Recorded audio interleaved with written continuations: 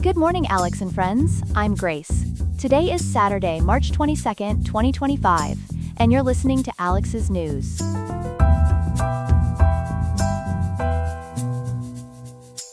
The weather in Riverside today will be warm with a high of 77.3 degrees and a low of 55.6, making it a pleasant spring Saturday. Coming up on today's show, we'll examine the legal questions surrounding whether a president has the authority to dismantle the Department of Education, as Trump has suggested. We'll also investigate why potentially harmful fumigants continue to be permitted in close proximity to Los Angeles neighborhoods, despite health concerns. These toxic chemicals have raised significant questions about environmental justice and regulatory oversight in urban areas. We'll break down the regulatory framework and community response to these ongoing environmental health issues. Stay with us for these important stories.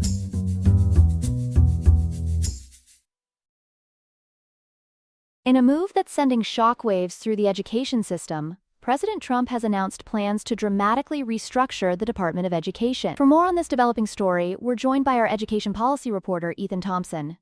Ethan, what exactly is the president proposing here?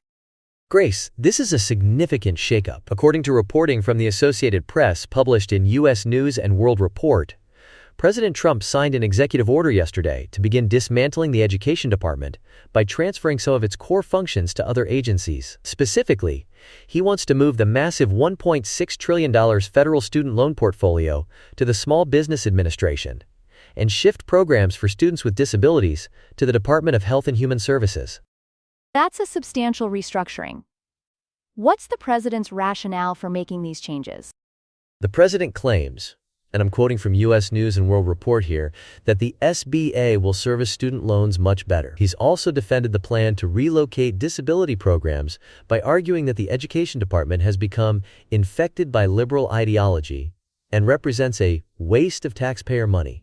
However, as the Pittsburgh Post-Gazette noted in their coverage of the AP reporting, the executive order lacks specific timelines or detailed implementation instructions. I imagine this isn't as simple as signing an order and making it happen. What legal hurdles does this plan face? You've hit the nail on the head, Grace. Legal experts consulted by Perplexity API point out that the president doesn't have the constitutional authority to unilaterally dismantle or reorganize federal departments. That power rests with Congress, which created the Department of Education in the first place. It's a classic case of separation of powers at work. So there are specific laws that would need to be changed? Absolutely.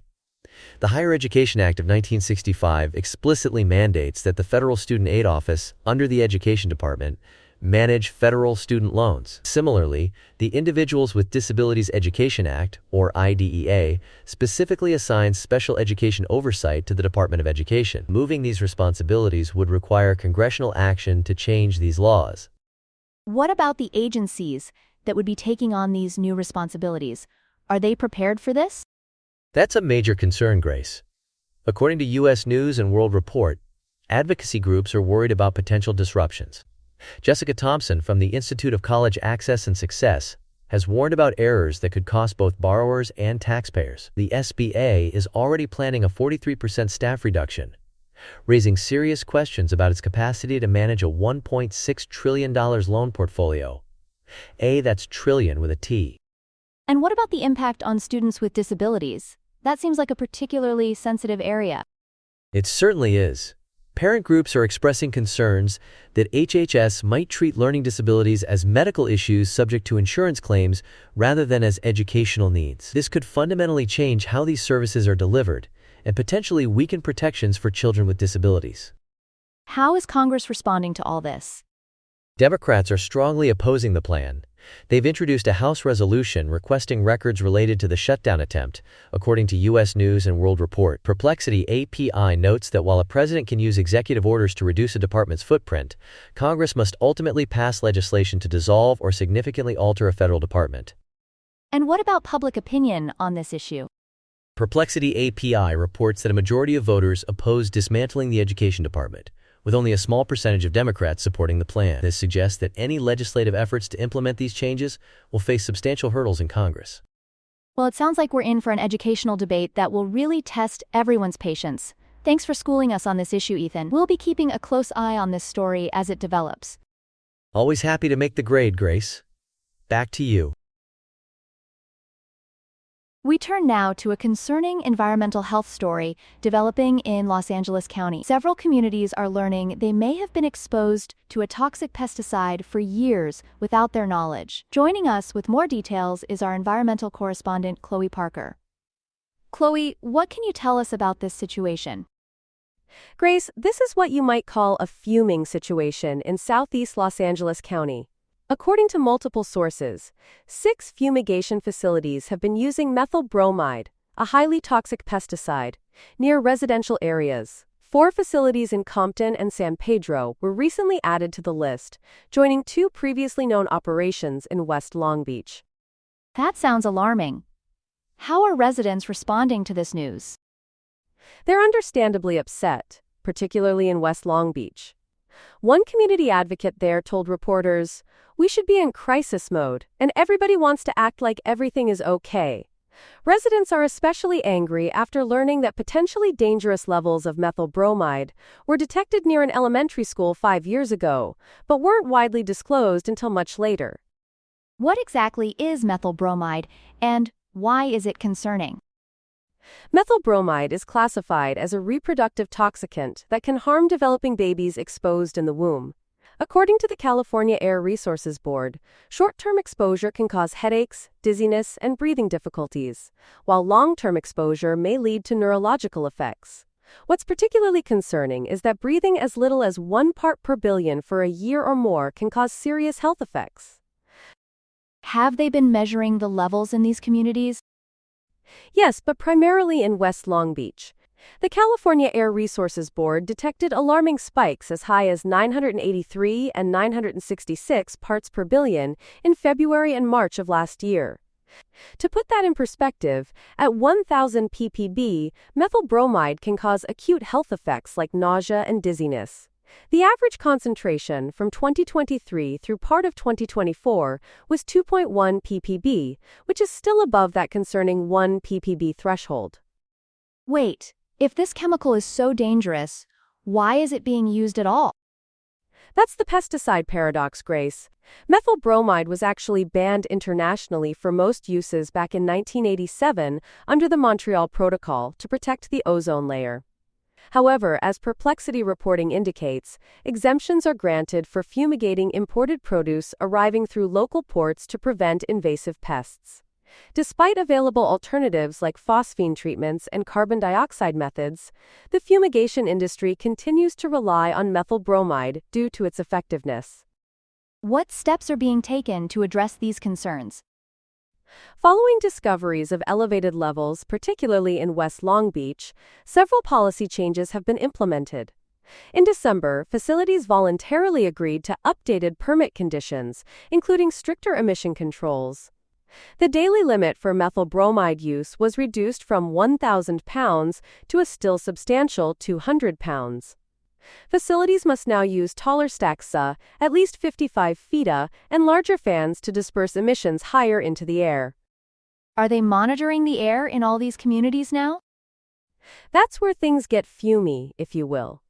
According to the South Coast Air Quality Management District, there are currently no plans to monitor the air near the San Pedro and Compton facilities, despite their proximity to homes.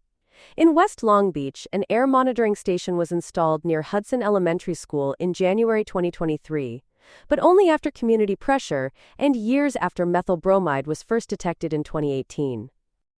What are residents being told to do to protect themselves?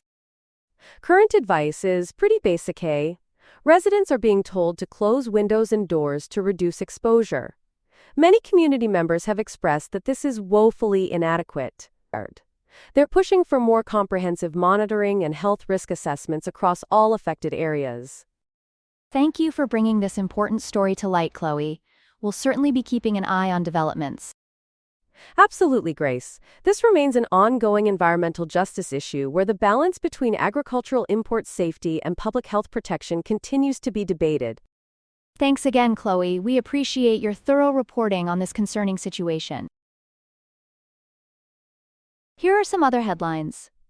Thousands have rallied in Istanbul following the arrest of Mayor Ekrem İmamoğlu, a key political rival to President Erdogan. Imamoglu was detained in a dawn raid over alleged corruption and links to Kurdish militants. The protests have spread to 40 of Turkey's 81 provinces, with police using tear gas and water cannons to disperse crowds. President Erdogan has labeled the demonstrations as street terrorism and imposed a 5-day ban on protests in major cities. The Turkish lira has declined, and the stock market dropped nearly 8% as a result of the political turmoil. UNICEF has called on the Taliban to lift their ban on girls' education as the new school year begins in Afghanistan. Since regaining control in 2021, the Taliban has progressively restricted female education, first banning teenage girls from secondary schools and later preventing women from attending universities. UNICEF estimates this educational ban costs Afghanistan approximately $500 million annually, equivalent to 2.5% of its GDP. International organizations continue to advocate for the restoration of educational rights for all Afghans. European tourists detained at U.S. borders have sparked fears about traveling to America. Several incidents have raised concerns, including German tourist Lucas Seeloff, who spent 16 days in detention after returning from Mexico, and Jessica Bra paragraph Mark Shish, who was held for over 6 weeks with time in solitary confinement. Britain and Germany have updated their travel advisories, warning citizens about strict U.S. border enforcement. These detentions of travelers from traditional U.S. allies have surprised advocacy groups. Israel and Lebanon have exchanged the heaviest fire since their last ceasefire with Hezbollah. The escalation began when Hezbollah launched rockets into Israel, targeting areas like the town of Metula. The Israeli Defense Forces responded with airstrikes against Hezbollah targets in southern Lebanon. This conflict occurs amid broader regional tensions, including the ongoing Israel-Hamas situation in Gaza and Houthi missile launches from Yemen. Boxing legend George Foreman has died at age 76. His family announced his passing on social media, describing him as a devout preacher and devoted husband. Foreman won Olympic gold in 1968 and became heavyweight champion in 1973 by defeating Joe Frazier. After losing to Muhammad Ali in the famous Rumble in the Jungle, he retired, became a minister, then made a remarkable comeback to regain the heavyweight title at age 45. Beyond boxing, Foreman found success as the face of the George Foreman Grill, which sold over 100 million units worldwide. That's all we have for now. Today's episode was made by Alexander King, with Claude Sonnet 3.7, Gemini Flash 2.0, the Perplexity API, and the Google Cloud Text-to-Speech API. I hope you have a great day. I'll see you tomorrow, Alex.